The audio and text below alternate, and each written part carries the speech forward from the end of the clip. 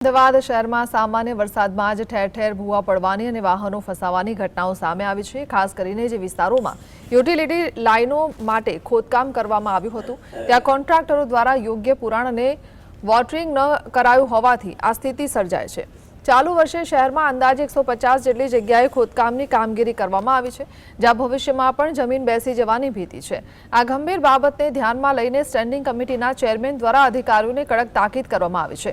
હવે પછી જ્યારે પણ નવું ખોદકામ થાય ત્યારે ફરજિયાતપણે નિયમ મુજબ યોગ્ય પુરાણ અને વોટરિંગ કરવામાં આવે તેવી જેથી ચોમાસામાં ખાડા ભૂવાની સમસ્યાથી નાગરિકોને બચાવી શકાય।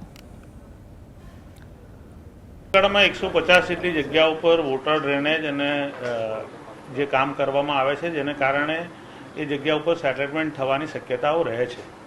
કોર્પોરેશનનું ધ્યાન પણ આ જગ્યા ઉપર હોય છે, પણ સેટલમેન્ટ ના થાય એના માટે પ્રોપર કામ કરવામાં આવે, પુરાણ કરવામાં આવે, એની પર વોટરિંગ કરવામાં આવે, જેથી કરીને સેટલમેન્ટ થવાની શક્યતાઓ જે છે એ ઘટી જાય। આજની મિટિંગમાં અધિકારીશ્રીઓને સૂચના આપેલી છે કે હવે પછી જે કોઈ કામ થાય એમાં એની પુરાણની જે પ્રક્રિયા જે છે એ નિયમ પ્રમાણે થાય।